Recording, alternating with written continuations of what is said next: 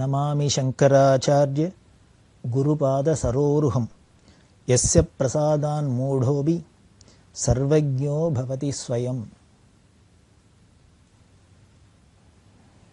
எந்த குரு பிரசாதத்தினால, எந்த ஆச்சாரியாரோட பிரசாதத்தினால ஒரு மூடன் கூட சர்வஜ்ஞனா ஆயிடலாம் அப்படின்னு ஸ்லோகம் சொல்லப்படுறது. அந்த குரு கிருபை, குரு கடாட்சம் இருந்ததுன்னால் நாம் இனிமே அடைய வேண்டியதுக்கு வேறு விஷயங்களே ஒன்றும் இல்லை. எல்லா விஷயங்களையும் தானே நம்மளை தேடி வந்து அடையும். அதுதான் முக்கியம். அப்படி இருக்கிற ஜெகத்குருவான பெரியவா நமக்கு எல்லாத்தையும் பார்த்து பார்த்து அனுகிரகம் பண்ணிகிட்டே இருக்கா. அதுக்காக தான் இந்த தேசம் முழுக்களும் திருப்பி திருப்பி யாத்திரை பண்ணி சுற்றி சுற்றின்னு வரத்தே பல விஷயங்கள் நமக்கு கிடைச்சிருக்கு. அதில் 62 வருஷம் இளையாத்தங்குடியில் இருந்தா அப்படிங்கிறத பார்த்தோம். இந்த இளையாத்தங்குடியில் பெரியவா இருக்கிறதே நாட்டில் ஒரு முக்கியமான நிகழ்ச்சி நடந்தது. இந்த சீனாவோட அண்டை நாடான சீனாவோட யுத்தம் நடந்தது. சீன யுத்தம் அப்படின்னு ரொம்ப பிரசித்தம். பொதுவாகவே நாட்டில் அமைதி இருந்தால் எல்லாருக்கும் க்ஷேமமாக இருப்பா, சுபீட்சமாக இருக்கும். ஒரு சண்டை சச்சரவு அப்படின்னு வந்துடுத்துனாலே ஜனங்கள்லாம் கஷ்டப்படுறா. அப்படி ஜனங்கள்லாம் பல உட்பாதங்களுக்கு கஷ்டங்களுக்கு ஆளாகும்படியுமா இருந்தது. அப்போ என்ன பண்ணினா, இந்த சண்டையில் நமது நாடு ஜெயிக்கணும் அப்படிங்கிறதுக்காக பல விதத்தில் பல பேர் எல்லாமும் முயற்சியெல்லாம் பண்ணா. அதில் பெரியவா என்ன பண்ணா, பிரார்த்தனை பண்ண சொன்னா, பராசக்தியான அம்பாளை எல்லாரும் பிரார்த்தனை பண்ணணும் அப்படின்னு. ஏன்னா அம்பாள் தான் சமஸ்த லோகங்களையும் பரிபாலனம் பண்ணிட்டு வரா, காப்பாத்திட்டு வரா. அம்பாளுக்கு துர்கா அப்படின்னு ஒரு பேர். வெற்றி வேணும்னா, ஜெயம் வேணும்னா இந்த துர்கை கொற்றவை அப்படின்னு நம்மலாம் தமிழில் சொல்கிறோம். அந்த துர்கையை நாம் வழிபடணும். அந்த துர்கையோட பிரசாதத்தினால நமக்கு வெற்றி கிடைக்கணும் அப்படிங்கிறதுனால பெரியவா எல்லாருக்கும் அம்பாளை உபாசிக்க சொன்னா. நம்ம தேசத்தில் பார்த்தீங்கன்னா அங்கங்கே எல்லா பக்கத்துலேயும் அம்பாளோட க்ஷேத்திரம் பெருசாக இருக்குது, பிரபலமாக இருக்குது. மகாராஷ்டிராவில் பார்த்தீங்கன்னா துளஜா பவானி அப்படிங்கிறா, காஷ்மீரத்தில் பார்த்தீங்கன்னா க்ஷீரபவானி அப்படிங்கிறா, ஜுவாலாமுகிங்கிறா, குஜராத்தில் பார்த்தா அம்பாஜி அப்படிங்கிறோம், அசாமில் பார்த்தா காமாக்கியா அப்படின்னு, கர்நாடகத்தில் பார்த்தீங்கன்னா சாமுண்டி அப்படிங்கிறோம். இந்த மலையாள தேசத்தில் பார்த்தீங்கன்னா பகவதி பகவதின்னு கொண்டாடுறா. நம்ம தமிழ் தேசத்தில் காமாட்சி காமாட்சின்னு ரொம்ப பிரசித்தமாக நம்ம கொண்டாடின்னு இருக்கோம். இப்படி எங்கே போனாலும் தேசத்தில் அந்தந்த இடத்துலையும் அம்பாள் இருந்துட்டு இந்த பராசக்தி தான் பரிபாலனம் பண்ணிட்டு இருக்கா. அதனால் இந்த அம்பாளை பிரீத்தி பண்ணணும் அப்படிங்கிறதுக்காக பெரியவா என்ன பண்ணினா, எல்லாரும் பிரார்த்தனை பண்ணுங்க இந்த யுத்தத்தில் நாமளே ஜெயிக்கணும் அப்படின்னு. அதுக்கு ஸ்வர்ணம் கொடுக்கறது, பவுன் அம்பாளுக்கு பிரசாதமாக அரசாங்கத்துக்கு கொடுக்கறது அப்படின்னு. அம்பாளுக்கு பேர் ஹைமவதி அப்படின்னு பேர் அப்படின்னு வேதம் சொல்கிறது. இந்த ஹேமம் அப்படிங்கிறதுக்கு ஸ்வர்ணம்ங்கிற ஒரு அர்த்தமும் உண்டு. அதனால் அம்பாளுக்கு ஒரு எள்ளளவானும் அவாவா முடிஞ்ச அளவுக்கு ஒரு எள்ளளவானும் ஸ்வர்ணத்தை அம்பாள் பாதத்தில் அர்ப்பணம் பண்ணிட்டு, அந்த ஊரில் இருக்கிற கோவிலில் இருக்கிற அம்பாளுக்கு அர்ப்பணம் பண்ணிட்டு அதை அரசாங்கத்துக்கு கொடுக்கணும் முடியும். அப்போது கேட்டிருந்தா போல இருக்கு, பவுன் வேணும் அப்படின்னு எல்லாரும் ஸ்வர்ண காணிக்கை கொடுக்கணும் அப்படின்னு அரசாங்கத்துக்கு. ஏன்னா வார் நடந்தாலே உடனே தொடர்ந்து பஞ்சம் வந்துடும், பட்னி வந்துடும், இதெல்லாம் வந்துடும். இதெல்லாம் சமாளிக்கிறதுக்காக கேட்டிருக்கலாம். இதை எல்லாரும் கொடுக்கணும் அப்படின்னு பெரியவாளும் சொல்லியிருந்தா. இது ஆல் இண்டியா ரேடியோவில் பெரிய ஒரு ஸ்பீச்சே கொடுத்து பெரியவா இதுக்கு பேசியிருந்தா. ரொம்ப அபூர்வமாக இருக்கும். அந்த ஸ்பீச்சில், ஆல் இண்டியாவோட ஸ்பீச்சில் பெரியவா சொல்கிறா, நாம் நாடு கூடிய சீக்கிரம் விஜயலட்சுமியோட வெற்றியை அடையணும், விஜயலட்சுமியை அடையணும். அதுக்கு எல்லாரும் பிரார்த்தனை பண்ணணும், அம்பாளையும் பிரார்த்தனை பண்ணுவோம், ஈஸ்வரனை பிரார்த்தனை பண்ணுவோம். அதே மாதிரி நம்மளால் ஆன யதாசக்தி ஸ்வர்ண காணிக்கையும் கொடுக்கணும் அப்படின்லாம் சொல்லிட்டு, அதை விட முக்கியம் சண்டை வந்துடுத்து. நமக்கு சண்டை வந்துடுத்துனாலே எதிரின்னு ஒருத்தர் இருக்கார், அவள் நம்மளோட சண்டை போடுறா, நம்ம திருப்பி சண்டை போடுறோம். அந்த எதிரியோட சண்டை போட்டு அவளை ஜெயிக்க வேண்டியிருக்கு, அவளை சிக்ஷிக்க வேண்டியிருக்கு, தண்டிக்க வேண்டியிருக்கு. அந்த அளவுக்கு தான் இருக்கணுமே வழிய அவள்கிட்ட துவேஷம் இருக்கக்கூடாது அப்படின்னு பெரியவா அதில் ரொம்ப முக்கியமாக உபதேசத்தில் சொன்னது. அன்பிற்கு உண்டோ அடைக்கும் தாழ் அப்படிங்கிறார் வள்ளுவர். அப்படின்னா என்ன அர்த்தம் அப்படின்னார், இவன் பிடிச்சவன் பிடிக்காதவன், இவன் அப்படி வேணுங்கிறவன் வேண்டாதவன்னு பார்த்து அன்பு போகாது. அன்புங்கிறது அதுக்கு கதவு கிடையாது, தாப்பால் கிடையாது. எல்லார்ட்டையும் அன்பாக இருக்கும். நம்மளோட சத்ருவாக இருந்தாலும் சரி, மித்திரனாக இருந்தாலும் சரி, எல்லார்ட்டையும் அன்பாக இருக்கிறது தான் உயர்ந்த அன்பு, தலை சிறந்த அன்பு. அன்புனாலே இதுதான் அப்படின்னு மகான்கள்லாம் சொல்கிறா. அதுதான் பெரியவாளும் சொன்னா. அதனால் அவள்கிட்ட நாம் சண்டை போடலாம், ஜெயிக்கணும். ஆனால் தேசத்தை பாராட்டக்கூடாது அப்படின்னு சொல்லி ஸ்நேகமாக இருக்கணும், அதுக்கப்புறம் அன்பாக இருக்கிறதுக்கு நாம் முயற்சி பண்ணணும் அப்படின்னு. இந்த அன்பால் நாம் அவள்கிட்ட காமிக்க ஆரம்பிச்சிட்டோம்னா, வேடிக்கை என்னென்னா, இந்த விரோதிகள்ட்டையும் நாம் அன்பை காமிக்க ஆரம்பித்தோம்னா அப்புறம் அந்த விரோதம் தானே போயிடும். அவளால் என்ன பண்ண முடியும்? வள்ளுவர் சொல்றாரு, இன்னா செய்தாரை ஒருத்தல் என்ன, நமக்கு ஒருத்தர் கெடுதல் பண்ணினா அவளை தண்டிக்கிறது என்ன பெரிய தண்டனை, நன்னயம் செய்து விடல், அவளுக்கு ஒரு நல்லதை பண்ணி விடுறது.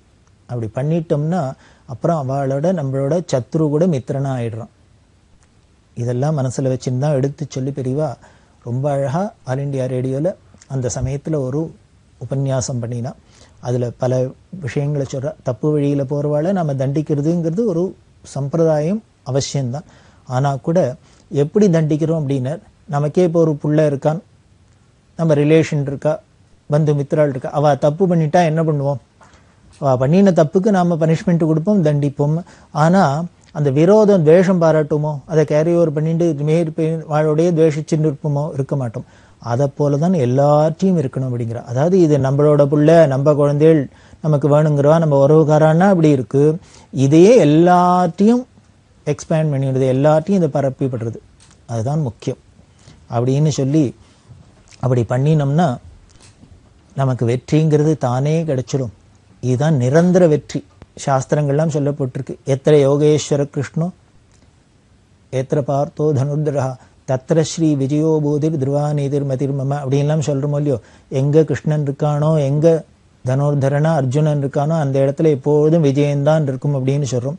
மூகபிஞ்சசிதிலையும் மூகாச்சாரியால் சொல்ற, சமர விஜய கோடி சாதகானந்த தாடி பரமசிவபதோடி பாதுமாம் காமகோடி அப்படின்லாம் சொல்ற. சமர விஜய கோடி அப்படின்னா, சமரம்னா யுத்தம், அந்த யுத்தத்தில் கோடியாக கடைசி என்னென்ன ஜெயிச்சுறது தான், சண்டையில் ஜெயிக்கிறது தான் அதுக்கு முடிவு. அது மாதிரி பராசக்தி நமக்கு இருக்குது, கிருஷ்ணரோட கிருபை இருக்குது, அதனால் நமக்கு வெற்றி கிடைக்கும் அப்படின்னு சொல்லிட்டு இந்த விஜயலட்சுமியை, இந்த வெற்றியை நாம் வரவேற்கிறதுக்கு ரெடியாக இருக்கணும். அதாவது ஒரு உயர்ந்த மனுஷாலாம் வந்தால் நமக்கு பிடிச்ச வந்தால் பூர்ண கும்பத்தோடு வரவேற்கிறோமோ இல்லையோ, அது மாதிரி இந்த விஜயலட்சுமி இந்த யுத்தத்தில் நமக்கு வெற்றியை எப்படி வரவேற்கணும் அப்படிங்கிறதுக்கு பெரியவா ரொம்ப அழகாக சொல்கிறா. இந்த பூர்ண கும்பத்தோட 8 மங்கள திரவியங்களோட வரவேற்கணும் அப்படின்னு. அந்த 8 மங்கள திரவியம் என்ன? தேங்காய், வெத்தலைப்பாக்கு, பழம், புஷ்பம், இது மாதிரியா, மஞ்சள், குங்குமம், இது மாதிரியா? பெரியவா என்ன தெரியுமா சொல்கிறா? அந்த 8 மங்கள திரவியங்களா, இதோட நாம் அந்த வெற்றியை வரவேற்கணும். அந்த 8 என்னன்னு பார்ப்போம். ரொம்ப முக்கியமானது. 1, அகங்காரம் இல்லாத இருக்கிறது. 2வது, ஒத்துமையோட எல்லாம் சேர்ந்து ஒரு காரியத்தை பண்ணுறது. 3வது, தியாக புத்தியோடு இருக்கிறது. 4வது, பகைவர்களுக்கும் துவேஷம் இல்லாத இருக்குது, பகைவர்கள்கிட்டையும் துவேஷம் இல்லாத இருக்கிறது. அதே மாதிரி 5வது, எல்லா லோகமும் க்ஷேமமாக இருக்கணும்னு ஈஸ்வரன்ட்ட எப்பொழுதும் பக்தியில் பிரார்த்தனை பண்ணுறது. 6வது, பொய்யே இல்லாத இருக்கிறது, பொய்யுமே விளக்கிறது, அதாவது சத்தியமாக இருக்கிறது. 7வது, எல்லாரும் ஒரு தலைமைக்கு கீழே எல்லாரும் சேர்ந்து இருக்கிறது, அதாவது அவாவா தானே தலைவர் தலை தலைவர், அதாவது அகம்பாவம் இல்லாத இருக்கிறதுன்னு அர்த்தம். இப்படி எல்லாரும் ஒரு தலைமைக்கு கீழே சேர்ந்தாப்புல இருக்கிறது, காரியம் செய்கிறது. 8வது, நன்னடத்தை, சீலம், ஒழுக்கம். இந்த 8 மங்கள திரவியங்களோட நாம் விஜயலட்சுமியை வரவேற்கிறதுக்கு தயாராக இருப்போம் அப்படின்னு பெரியவா அந்த உபன்யாசத்தில் சொன்னான். இது ஏதோ 1962 சீன யுத்தத்துக்கு சொன்னது இல்லை. நமக்கு எப்பொழுதுமே யுத்தம் நடந்துகிட்டே இருக்குது. நம்ம மனசில் பார்த்தீங்கன்னா என்ன கொந்தளிப்பு, எவ்வளவு யுத்தம், காமம், குரோதம், லோபம், மோகம், மதம், மாத்சரியம் அப்படின்லாம் பகைவர்கள்லாம் சூழ்ந்துன்னு இருக்கா. இது அத்தனையும் அப்பப்போ ஜெயிக்க வேண்டியிருக்கு. அது அத்தனையும் ஜெயிக்கிறதுக்கு, நிரந்தரமான வெற்றி அடையிறதுக்கு இந்த 8 பாயிண்ட்டை ஞாபகம் வச்சுனாலே போகும். இந்த 8ஐயும் நாம் இருந்தோம்னாலே அவ்வளோதான் பூர்ணம், பூர்ண கும்பம், நிரம்பிட்டோம். நிரம்பிட்டாலே வெற்றி தான், விஜயந்தான் அப்படின்னு சொன்னால். இதில் ஒரு விஷயம், நம்மளோட சண்டை போடுறவாழ்ட்டையும் நம்ம பிரியத்தை காமிக்கணும், அன்பாக இருக்கணும், ஸ்னேகத்தை பாராட்டணும்னு சொன்னாலோ இல்லையோ, இது முடியுமா யாராலையானும்? பெரியவா எப்படி இருந்தா அதை பார்க்கணுமே. பெரியவா பார்த்தா மைத்ரீ பஜத்தை அப்படின்னு ஒரு பாட்டு எல்லாரும் கேள்விப்பட்டு, ரொம்ப அபூர்வமான விஷயம். எம்எஸ் அம்மா யுனைடெட் நேஷன்ஸ்க்கு போகிறதே அங்கே பாடுறதுக்கு அழைப்பு அனுப்பியிருந்தா அந்த யுனைடெட் நேஷன்ஸில் போய் பாட போகிறா. ஒரு சர்வதேச அரங்கத்தில் நமது பாரத கலாச்சாரம் எப்படி போய் பரிமளிக்கிறது அப்படிங்கிறது காமிக்கிறது. இதெல்லாம் ஐக்கிய நாடுகள் சபையில் எவ்வளவோ தேசம் இருக்குது, எவ்வளவோ அதுக்குன்னு பிராச்சீன கலைகள் இருக்குது, எல்லாம் இருக்குது. அது அத்தனையும் தாண்டி இந்த பாரத தேசத்தில் அதுவும் நம்ம கர்நாடக சங்கீதத்துக்கு இவ்வளோ ஒரு பெருமை இருக்குது அப்படின்னு அவள் அதை ரெக்கக்னைஸ் பண்ணி அங்கே வந்து கச்சேரி பண்ண முடியும்னு சொன்னால் அது எவ்வளோ பெரிய கௌரவம். நம்ம நாட்டுக்காக இருக்கட்டும், நமது சங்கீதத்துக்காக இருக்கட்டும், இந்த கலைஞர்களுக்காக இருக்கட்டும், இது அத்தனைக்கும் சேர்ந்து கிடைச்ச ஒரு கௌரவம் இல்லையா. அங்கே யுனைடெட் நேஷன்ஸ்க்கு எம்எஸ்எம்மா பாட போனால் அப்போ பெரியவா அனுகிரகத்தை வந்து கேட்கறதே தான் பெரியவா அனுகிரகம் பண்ணி என்ன பண்ணால் மைத்ரி பஜத்தை அப்படிங்கிற இந்த பாட்டையும் எழுதி கொடுத்து, அது அப்புறம் வசந்த் தேசாய் அப்படின்னு ஒரு பெரிய பிரபல இசை மேதை அவர் அதுக்கு இசையமைச்சு கொடுக்க எம்எஸ்எம்மா பாடினா உலகத்தில் எல்லாரும் பாடின்னு இருக்கோம். அதோட அர்த்தமே ரொம்ப அபூர்வமானது. இப்போ இந்த சீன யுத்தத்தும் போது பெரியவா சொன்னத்தை தான் அதை பாட்டா சொல்லியிருக்கா. மைத்ரீம் பஜத அகில ஹிருஜேத்ரீம் ஆத்மவதேவ பரானபி பஷ்யத யுத்தம் தெஜத ஸ்பர்தாம் தெஜத அப்படின்லாம் சொல்றா. மைத்ரீம் பஜத அப்படின்னா அன்பா இருங்கோ, அன்பா இருக்க பழகிங்கோ. அப்படி அன்பா இருக்க பழகினோம்னா எதை ஜெயிக்கலாம்னு. அகில ஹிருஜேத்ரீம் உலகத்தில் உள்ள அத்தனை இதயங்களையும் ஜெயிச்சுடலாம். நாம மண்ண டெரிட்டரியை ஜெயிச்சு பிரயோஜனம் இல்லை, அந்த உலகத்தில் உள்ள அத்தனை ஜீவராசிகள் அத்தனை மனசையும் நாம ஆகர்ஷணம் பண்ணிடலாம், ஜெயிச்சுடலாம். அப்படிதான் பெரியவா இருந்தாளே. அவ அன்பு மயமா இருந்ததுனால உலகத்தில் உள்ள அத்தனை ஜீவராசிகளும் பெரியவாள்கிட்ட பிரியமா இருந்ததே. பார்த்தமே, நிதர்சனமா பார்த்தமே. இந்த மித்திரபாவத்தோட இருந்ததுனால உலகம் முழுக்கலும் அவ அத்தனை பேர் மனசையும் ஜெயிச்சாளே. காடுடைய சுடலை பொடி பூசி என் உள்ளம் கவர்கள்வன் அப்படின்னு ஞானசம்பந்தர் சொல்ற. பரமேஸ்வரன் என்ன பண்றாரு, அத்தனை பேரோட மனசையும் அபகரிச்சுக்கிறாங்கிற. சித்தச்சோரன் அப்படின்னு கிருஷ்ணரை சொல்றோம். கிருஷ்ணர் சித்தச்சோரன்னா என்ன, அத்தனை பேர் மனசையும் அவர் ஆகர்ஷணிக்கிறது, வசப்படுத்திக்கிறது. எதனால, அன்புனால, பிரேமையினால. அதான் சொல்றா. அகில ஹிருஜேத்ரி ஆத்மபதேவ பரானபி பஷ்யத. ஒன்ன மாதிரியே, ஒன்னு ஆத்மா மாதிரியே எல்லாத்தையும் பாரு அப்படிங்கிற. யுத்தம் தெஜத்தை, சண்டை போடுறத விடுங்கோ, ஆக்கிரமிக்கத்தை விடுங்கோ. நம்மள்கிட்ட எத்தனை இருந்தாலும் இன்னொருத்தட்ட இருக்கிறத போய் சாமான எடுத்துக்கிறதுலாம் நமக்கு ஒரு ஆசை இருக்கு. அதெல்லாம் விடுங்கோ அப்படிங்கிறா. காரணம் என்னென்ன, ஜனனி பிருத்திவி காமதுகாஸ்தே ஜனகோ தேவஹா சகல தயாளு அப்படிங்கிற. காமதேனு மாதிரி ஜனனியா நமக்கு பெத்த தாயார பூமாதேவி இருக்கா, நம்ம கேட்டதெல்லாம் கொடுக்கறதுக்கு, நம்ம கேட்டதெல்லாம் அனுகிரகம் எடுத்து சகல தயாளுவா பரமேஸ்வரன் இருக்கு, ஈஸ்வரன் இருக்கிறதே. நாம இன்னொருத்தரத போய் ஆக்கிரமிப்பானே, இன்னொருத்தரத எடுப்பானே, ஆசைப்படுவானே. அதனால எல்லாத்தையும் அன்பா இருங்கோ அப்படின்லாம் சொல்றா இல்லையா. அப்படி இருந்த பெரியவா எல்லாத்தையும் அன்பாதான் இருந்தா அப்படிங்கிறதுக்கு சாட்சி என்னன்னு, ஒரு நாளைக்கு காஞ்சிபுரத்தில் இருக்கிறதே தங்கிட்ட கைங்கிற நல்ல கோடை காலம், அக்னி நட்சத்திரம்னு வச்சுக்கோளேன். அப்போ என்ன பண்ணா, திடீர்னு மத்தியானம் தங்கிட்ட கைங்கரி மண்டவாள்கிட்ட கூப்பிட்டு, உள்ள மோர் இருக்கா அப்படின்னா, தயிர் இருக்கா, மோர் இருக்கா, இருக்கு அப்படின்னு. இருந்தா நிறையா எத்தனை இருக்கோ அத்தனையும் நல்லா உப்பு போட்டு பெருங்காயம் எல்லாம் போட்டு நல்லா கரைச்சி, நீர் மோராக கரைச்சி அண்டாவில் வச்சுட்டு வாசலில் வச்சுட்டு யாரானு வந்தாக்க இந்த வெயிலுக்கு வரவாಳು கொடு அப்படின்னா. இந்த சமயத்தில் ஒரு அன்டைமாக இருக்குது, இப்போ எதுக்கு இது நீர்மோர் கரைச்சி கொடுன்னு சொல்கிறா பெரியவா தெரியல. பெரியவா சொல்லியாச்சு. இவன் அண்டாவில் எடுத்துன்னு போய் ஒரு அண்டால நீர்மோர், ஒரு அண்டால தீர்த்தம் வச்சுன்னு பெரியவா உத்தரவு கொடுக்கறதுக்காக கொண்டு வச்சிருக்கா. இவாளுக்கு புரியல, இப்போ யார் வரப்போறா, எதுக்கு இதை வச்சுருக்கோம் அப்படின்னு. அப்படி பார்த்தா கொஞ்ச நேரத்தில் என்ன ஆச்சு, நிறையா தொண்டர்கள் கூட்டம் வர ஆரம்பிச்சுது. கருப்பு சட்டை போட்டு ஒரு நாஸ்திக கட்சியோட தொண்டர்கள். இந்த நாஸ்திக கட்சி மாநாடு ஏதோ அங்கே காஞ்சிபுரத்தில் நடந்திருக்கு போல இருக்கு. அது முடிஞ்சு கொடுத்தோ. அது முடிஞ்சோன்னே தலைவர்கள்லாம் வாவாப்பட்டு காரில் போயிட்டா. இந்த தொண்டர்கள்லாம் எல்லாம் வெயிலில் நடந்து அது வீட்டுக்கு போகிறது.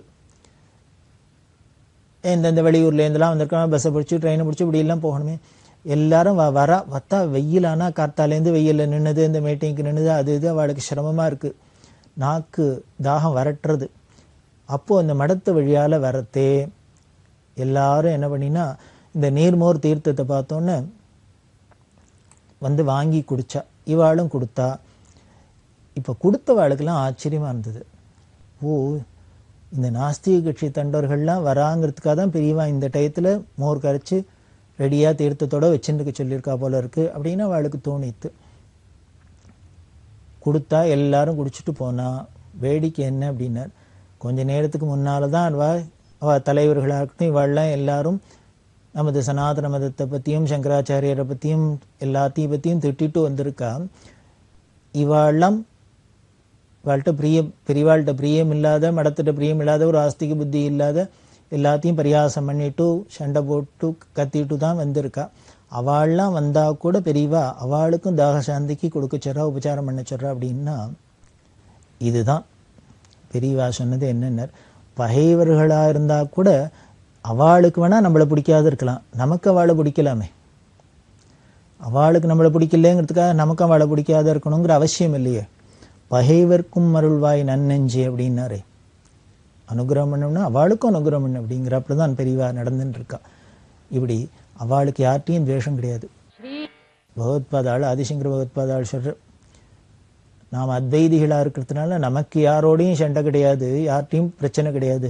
அவளுக்கு வேணா நம்மள்ட்ட சண்டை வரலாம், நம்மள்ட்ட துவேஷிக்கலாம், எழுதிய நமக்கு யார்ட்டையும் கிடையாது. ஏன்னா நமக்கு ரெண்டாவதே ஒன்று இல்லாததுனால நமக்கு எது மேலேயும் விரோதம் கிடையாது, துவேஷம் கிடையாது, சண்டை கிடையாது அப்படிங்கிற அப்பேற்பட்ட சங்கரோட மறுபடி வந்தான பிரிவா என்ன பண்ண பரம நாஸ்திகர்களுக்கும் உபச்சாரம் பண்ண சொல்றா. அதை விட வேடிக்கை, காஞ்சிபுரத்தில் மடத்துக்கு எய்த்தாப்புல ஒரு நாஸ்திக கட்சியோட தலைவரோட சிலை மடத்தை பார்த்து வச்சிருப்போம். இது அங்கே வச்சோடனே சில பேருக்கெல்லாம் அது மனசு ரொம்ப வருத்தமாக இருந்தது. வேணும்னு விதண்டாவாதத்துக்காக பண்ணுறா, மடத்துக்கு எய்த்தாப்புல இப்படி ஒன்று வைப்பானே, இதெல்லாம் வம்புக்கு இழுக்கிறது தானே, வேணும் வம்பு அப்படின்னு அவளுக்கெல்லாம் தோணித்து. அப்போ பெரியவாள்கிட்ட சொன்னான், இது மாதிரி வேணும்னே மடத்தை பார்த்து எய்த்தாப்புல இந்த தலைவரோட சிலையை வச்சிருக்கா, இது ஒரு பொல்லாத்தனம் மாதிரி தெரியுது, பெரியவா யார்ட்டையான்னு சொல்லி இதை எடுக்கிறதுக்கு ஏற்பாடு பண்ணணும், அது இருக்கப்படாது, அங்கே எதுக்கு வைக்கணும், அதனால் அங்கே வைக்கப்படாது, எடுக்கிறதுக்கு சொல்லணும் அப்படின்னா. பெரியவா உடனே அதுக்கு சொல்கிறா, ஏன் அவள் எங்கே வேணால் வைக்கலாம், அங்கே வச்சுட்டு போகிறா, அதில் நமக்கு என்ன நஷ்டம் அப்படின்னா. இல்லை நம்மளை அவமானப்படுத்துகிறாப்புல இருக்குது, அப்படி இருக்க வேண்டாங்க அப்படின்னா. உடனே பெரியவா சொல்கிறா, உங்களுக்கெல்லாம் அது என்னமோ அவமானப்படுத்துகிறாப்புல இருக்குது, வம்புக்கு சண்டைக்கு வராப்புல இருக்குது, எனக்கு எப்படி தெரியுமோ இருக்குது, பரம சௌக்கியமாக இருக்குது, சந்தோஷமாக இருக்குது. நான் மடத்தை விட்டு இறங்கி ரோட்டில் போகிறதையே முதல்ல அந்த சிலையை பார்க்கறதுனாலே எனக்கு ஒரு உத்வேகம் வருது, இன்னும் நன்னா நம்ம தர்மத்தை அனுஷ்டானம் பண்ணணும், இன்னும் நாம பக்தி பண்ணணும், இன்னும் நாம நன்னா நல்லதை தர்ம பிரச்சாரம் பண்ணணும்லாம் எனக்கு ஒரு உற்சாகம் கொடுக்குறாப்புல இருக்கு. அதனால அது அங்கேயே இருக்கட்டும், அதனால நமக்கு ஒரு லாபம் தான் நான் அடையிறேன், நான் அப்படிதான் நினைச்சுட்டு இருக்கேன், எனக்கு ஒன்றும் அதனால வருத்தமோ கஷ்டமோ துவேஷமோ ஒன்றும் இல்லை. அதை பார்த்தாலே இன்னும் கொஞ்சம் நன்னாவே உற்சாகம் வருது. ஓ, அவர் இல்லைங்கிறாரோ நம்ம இருக்குன்னு இன்னும் சொல்லணும், அவர் எப்படி எல்லாம் இல்லைங்கிறாரோ அதுக்கு சமாதானமா எப்படி எல்லாம் இருக்குன்னு நாம சொல்லணும். இது எனக்கு நாம் ஒரு நல்ல காரியம் பண்றதுக்கு, நான் இன்னும் பிரச்சாரம் பண்றதுக்கு, இன்னும் தர்ம காரியங்கள்லாம் பண்றதுக்கு இது ஒரு ஊக்க சக்தியா இருக்கிறதா தான் நான் நினைச்சுக்கிறேன் அப்படின்னு சொன்னா. இதை சொன்னவாளுக்கெல்லாம் ஆச்சரியமா இருந்தது. இதுக்கு இப்படி கூட அர்த்தம் பண்ணிட்டு பெரியவா இப்படி பண்ண, அடுத்தவாதான விதண்டாவாதம் பண்ணினா கூட அதை எப்படி நல்லதா எடுத்துக்கிறா பெரியவா அப்படிங்கிற. இதுதான் துவேஷமே இல்லாதவாளோட மனசு இப்படித்தான் இருக்கு, அன்புமயமா இருக்கிறவாளோட மனசு இப்படித்தான் இருக்கும். பல வித்வான்கள்லாம் வந்திருக்கா, பெரிய பெரிய வித்வான்கள், அவள்லாம் பெரியவாள்கிட்ட சாஸ்திர விசாரம்லாம் பண்ணிட்டு பேசின்னு இருக்கா. அப்போது ஒரு ஃபாரினர் வந்து நின்றுந்தார். பெரியவா அவர் யார், எங்கேருந்து வந்திருக்கார், எதுக்கு இங்கே வந்திருக்க, என்ன வேணும்னு கேளு அப்படின்னு விசாரிச்சா அவர் சொன்ன, நான் ஆஸ்திரேலியாவிலேருந்து வந்திருக்கேன், நான் அந்த தத்துவங்கள்லாம் ஆராய்ச்சி பண்ணிட்டு இருக்கேன், ஃபிலாசபியிலெல்லாம் ரிசர்ச் பண்ணியிருக்கேன் அப்படின்லாம் சொன்னார். சரி, இங்கே எதுக்கு வந்தார் அப்படின்னா, எனக்கு ஒரு சந்தேகம், நான் உலகத்தில் பல நாட்டுக்கு போயிருக்கேன், பல மத தலைவர்கள்லாம் பார்த்து பல விஷயங்கள்லாம் கேட்டிருக்கேன், ஆனால் எனக்கு எங்கேயும் தெரியாத ஒரு சந்தேகம் இருக்குது, என் கேட்ட கேள்விக்கு ஒரு பதில் வரல, சரியான பதில், அதை இப்போ பெரியவாள்கிட்ட கேட்கணும்னு வந்திருக்கேன் அப்படின்னு. உடனே பெரியவா சிரிச்சுனேட்டா, சரி இவன் உலகம் முழுக்கலும் போயிருக்கேன், பல தலைவர்களை பார்த்துருக்கேன், பல மதஸ்த தலைவர்கள்லாம் பார்த்து கேட்டிருக்கேங்கிற, அவள்லாம் சொன்ன பதில் அவருக்கு திருப்தியா இல்லை அப்படின்னா எங்கிட்ட வந்து கேட்பானே, நான் சொன்னா மட்டும் திருப்தியா இருக்குமா அப்படின்னா, என்னை எப்படி தெரியும் எதனால் இங்கே வந்தாருன்னு கேளு அப்படின்னு. உடனே அவர் சொன்னார், வந்தவர் சொன்னார், நான் போகிற இடத்துல பெரியவாளை பற்றி சொன்னா எல்லாரும் பெரியவாளை பற்றி சொல்றா, பெரியவாளோட அந்த மேதாவிலாசம் ஞானத்தெல்லாம் பற்றி சொன்னா, அதனால நான் இங்கே வந்திருக்கேன் அப்படின்னு சொன்னேன். என்ன கேள்வி அப்படின்னா, நான் மனுஷனா பிறந்துட்டேன். மனுஷனா பிறந்தனோட வாழ்க்கை நெறி என்ன, எப்படி இருக்கணும், ஒரு மனுஷன்னா எப்படி இருக்கணும், வாழ்க்கை நெறி என்ன, எப்படி இருந்தால் நாம் நன்மை அடையலாம், ஸ்ரேயஸ் அடையலாம், இதுதான் என்னோட கேள்வி. இதை எப்படி எடுக்கணும், அதை எனக்கு புரியிறாப்புல சிம்பிளாக பெரியவா பதில் சொன்னோம். பெரியவா கேட்டால், சரி மற்றவாள்லாம் இதே கேள்வி தானே கேட்டிருக்க, அவள்லாம் என்ன பதில் சொன்னான்? இல்லை இல்லை, அவள்லாம் சொன்னான், ஆனால் என்னமோ அவள் சொல்கிற பதிலாம் என்னமோ என் மனசை தொடலை, அவ்வளோதான். எனக்கு அது கன்வின்சிங்காக இல்லை, என் மனசை தொடலை. அதனால் பெரியவாள்கிட்ட கேட்குறேன். இந்த ஆஸ்திரேலியாவிலேருந்து வந்து இந்த கேள்வியை கேட்டோன்னு எய்த்தாப்பில் வித்வான்கள்லாம் உட்காந்துக்கல, அவளுக்கெல்லாம் ஒரு உற்சாகமாக இருந்தது. ஏன்னா நல்ல கேள்வியாக கேட்டிருக்கிற வந்தவர், ஒரு மனுஷனாக பிறந்தால் வாழ்க்கை நெறி என்ன, எப்படி இருந்தால் நாம் உயர்வடையலாம் அப்படின்னு கேட்குறார். இதுக்கு பெரியவா பதில் சொன்னாக்க அவருக்கு மட்டும், அந்த ஆஸ்திரேலியாவிலே வந்தவருக்கு மட்டும் உபயோகம் இல்லை, எல்லாருக்குமே உபயோகமாக இருக்கும். அப்படிங்கிறதுனால தான் எல்லாரும் முன்னே ஆர்வமாக காத்துருக்கா. உடனே பெரியவா வாழ்க்கையில் கேட்டா, நீங்களாம் வித்வானாச்சே, அந்த குழந்தை கேட்குற கேள்விக்கு என்ன பதில் சொல்லலாம் சொல்லுங்களே அப்படின்னு. எதில் இருக்குது, வேதத்தில் இருக்கா, சாஸ்திரத்தில் இருக்கா, புராணங்கள் இருக்கா, இதிகாசத்தில் என்ன இருக்குன்னு சொல்லுங்களே அப்படின்னு. உடனே அவள்லாம் சொன்னால், இல்லை இல்லை, அவள் பெரியவாள்கிட்ட கேட்கணும் வந்திருக்கா, பெரியவா சொன்னால் நாங்களும் கேட்டுப்போம், அப்படி சொன்னாக்க அதை எல்லா இடத்துலையும் பிரச்சாரம் பண்ணுறதுக்கு சௌரியமாக இருக்கும், அதனால் பெரியவா தான் சொல்லணும் அப்படின்னு. உடனே பெரியவா சிரிச்சுண்டே பாகவதம், ஸ்ரீமத் பாகவத புஸ்தகம் எடுத்துன்னு வர சொன்னால், அதில் 7வது ஸ்கந்தம், அதில் 6வது அத்தியாயம், அதில் 24, 25, 26 ஸ்லோகம், அந்த ஸ்லோகத்தை எடுத்து கொடுத்து ஒரு வித்வான்கிட்ட கொடுத்து, இதை படித்து இதோட அர்த்தத்தை அந்த குழந்தைக்கு சொல்லும், இதான் வாழ்க்கை நெறி அப்படின்னா. இதைத்தான் நமது மதத்தில் சொல்லியிருக்கு, இதைத்தான் வேதம் சொல்கிறது, சாஸ்திரம் சொல்கிறது, புராண இதிகாசம் எல்லாம் இதைத்தான் சொல்கிறது. இது இந்த பாவத்தில் இந்த 3 ஸ்லோகத்தில் ரொம்ப எளிமையாக சொல்லியிருக்கு அப்படின்னா. அது என்ன, தஸ்மாத் சர்வேஷு பூதேஷு தயா குருத சௌஹிருதம் அப்படின்னு ஆரம்பிக்கிற ஸ்லோகம். இது பிரகலாதன் தன்னோட சக மாணவர்களுக்கு சொல்கிற வார்த்தை, உபதேசம். என்ன சொல்கிறார், இதோட அர்த்தம் என்ன அப்படின்னு, பிரகலாதன் தன்னோட சக மாணவர்களுக்கெல்லாம் சொல்கிறார், எல்லாம் அசுர குழந்தைகளா, இந்த அசுர பாவம்ங்கிறதே அடுத்த வாழ்க்கை ஈவரக்கம் இல்லாத இருக்கிறது தானே, அன்பு இல்லாத இருக்கிறது தானே. அதுக்கு பிரகலாதன் சொல்ற, நாம் மனுஷாலாக பிறந்திருக்கோம்ப்பா, எல்லாத்தையும் அன்பாக இருக்கணும்ப்பா, எல்லா ஜீவராசிகள்கிட்டும் அன்பாக இருக்கணும். அப்படி எல்லா ஜீவராசிகளும் அன்பாக இருந்துட்டோம்னா அந்த அதோக்ஷஜனான பகவானோட அனுகிரகத்தை நாம் தானே அடைஞ்சுடலாம். அந்த பகவானோட அனுகிரகத்தை அடைஞ்சிட்டோம்னா அதுக்கப்புறம் நாம் அடையிறதுக்கு ஒன்றும் ஸ்பெஷலாக ஒன்றும் இல்லைப்பா அப்படின்லாம் சொல்லி உபதேசம் பண்ணுறாப்புல இந்த 3 ஸ்லோகத்துக்கு ரொம்ப அபூர்வமான ஸ்லோகம். இதை சொல்லி மனுஷனாக பிறந்தவா இருக்க வேண்டிய வாழ்க்கை நெறி எல்லாத்தையும் அன்பாக இருக்கிறது தான்ப்பா. அப்படி இருந்தோன்னா பகவத் அனுகிரகத்தை தானே அடைஞ்சுடலாம். அடைஞ்சா அதுதான் பெரிய நமக்கு லாபம், பிறவி அடைஞ்சதுக்கு பலன் அப்படின்னு பெரியவா சொல்கிறா. இதைத்தான் அந்த ஆஸ்திரேலியாவிலேருந்து அந்த பையனுக்கு சொன்னால் அவருக்கு உடனே ரொம்ப சந்தோஷமாக இருந்து கண்ணால் தாரம் வந்தது. இதை டிரான்ஸ்லேட் பண்ணி சொல்லுன்னு அவர் சொன்ன, வேண்டாம் எனக்கு புரியுறதுன்னு. அன்பு சொல்கிறதுக்கு இதான் லாங்குவேஜ் பேரியராக இருக்குமா என்ன, அன்பாருன்னு சொல்கிறதுக்கு இந்த சொல்கிறதுலேருந்தே புரிஞ்சுடுறதே நமக்கு, அதுதானே நிஜமான அன்பு. அப்படி அன்புமயமாக இருந்த பெரியவா தான் உலகம் முழுக்கலும் அந்த அன்பினால் வசப்படுத்தினா. நாமளும் இந்த பெரியவா பக்தானா அப்படி ஒரு அன்பாக இருக்கணும், எல்லாத்தையும் அன்பாக இருக்கணும், நம்மளை துவேஷிக்கிற வாழ்க்கையும் நம்ம அன்பாக இருக்கணுங்கிறது தான் பெரியவா சரித்திரம் கேட்கறதுக்கு நமக்கு பலன்னு சொல்லி தொடர்ந்து பார்ப்போம்.